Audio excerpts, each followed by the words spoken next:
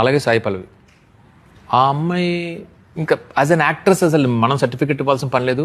మీరు చూసిన సినిమాల్లో మీరు సర్ప్రైజ్ అవ్వాల్సిన ఎలిమెంట్స్ ఏమి లేవు. చూసి ఎంజాయ్ చేయడం తప్పితే అబ్బా ఏంట్రా బాబు ఎంత బాగా చేసిందని కాదు, చూసి ఎంజాయ్ చేయడమే అమ్మాయిని. ఈ స్పేస్లో ఆ అమ్మాయికి లైఫ్లో వచ్చిన కొన్ని ఇన్సిడెంట్స్ ఉంటాయండి. సీరియస్లీ కొన్ని ఎలిగేషన్స్ ఉన్నాయి అమ్మాయి మీద. అంటే as a human being, as a యాక్ట్రెస్గా కానీ యాజ్ ఎ హ్యూమన్ బీయింగ్ కానీ షీఈ్ ఫ్లాలెస్.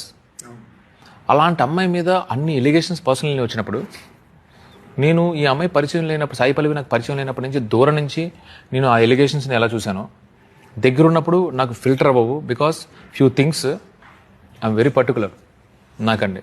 మన విలువలు, మన heritage, when it comes to country, when it comes to our roots, I'm very particular. నేను ఆ స్టేట్మెంట్ ఏంటి, అదేంటి నేను ఫస్ట్ పరిచయంలోనే అడిగాను. అంటే నేను చాలా అలాంటి విషయాల్లో నాకు కూడా అంటే నేను ఇంకా బ్రెయిన్లో పెట్టుకుని నేను ఆమెతో కథా కమానిషి గురించి మాట్లాడలేను.